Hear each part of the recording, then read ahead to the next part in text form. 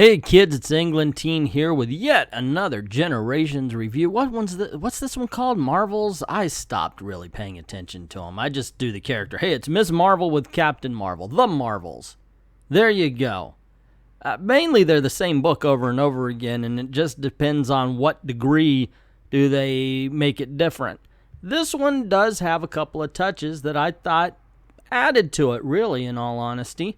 Is it a good book? It's not bad. Actually, I mean, in my opinion, it's one of the better ones. I think I still like Hawkeye more, but this is second. I would say.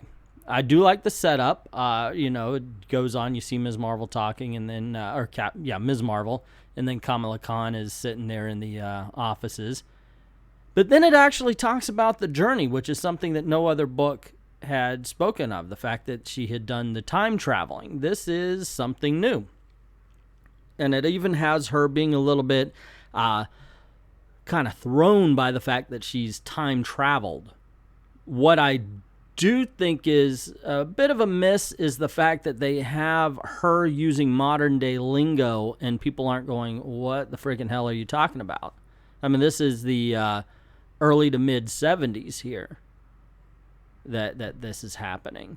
So she ends up working with Ms. Marvel, or Carol Danvers, and she's actually given an assignment. You know, everybody thinks she's the new intern at the company, and she's trying to stay near Carol Danvers, and she's given an assignment.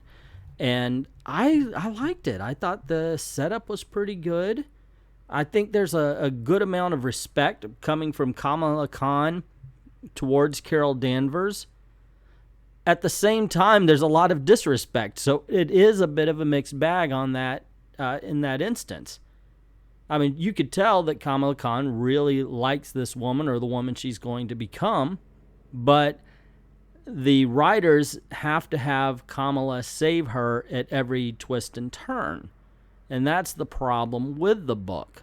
Now, she's attacked by this young lady who looks like a bird, so automatically, if you know anything about Marvel, she's going to be Shire, and she is, and they go out and they have a fight, and Khamala Khan sees Carol Danvers run out, and she knows what's going to happen, and of course Carol wants to protect her identity, but Khamala already knows who she is, and she decides to get into the battle herself and takes out the Shire lady right away.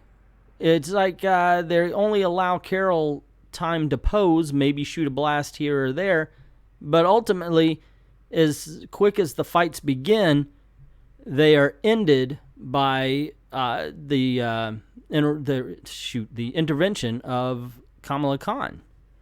So, it's just a weird thing to have happen, because at the same time, it seems like the writers are disrespecting Carol Danvers. At the same time, the characters aren't.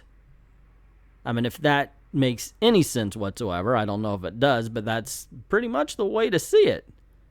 Now, of course, we got to talk about the technical aspects.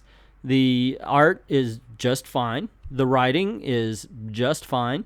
The coloring really works. It manages to be colorful. At the same time, there's kind of a brownish sepia tone used to kind of, I guess, symbolize the fact that they're in the past.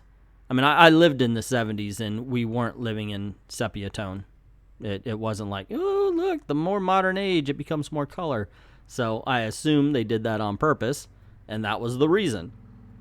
Now, I guess I can't really ignore the politics of the book. There are a lot of pro-feminist politics in the book, and in the modern day, this can quickly trigger some of us who are so used to be slapped with the identity politics that we can immediately jump down the throat of the writers for including it here.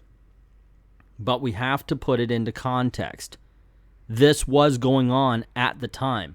In any book, if there was going to be this kind of politics, it would be this one, because it takes place at the time that the women's lib movement was really in full force. So it does make sense.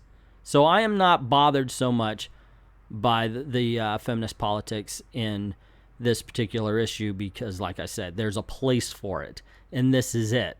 Once again, I'm a little bothered by the fact that people are asking, what the freaking hell are you talking about because of her dialect? But I'm definitely not bothered by the politics. And yes, I understand that they're trying to preach to us now using politics of the past, but at least because of the story, the timeline that it takes place in, it makes more sense. And that, at the very least, is a step up from other books that do that.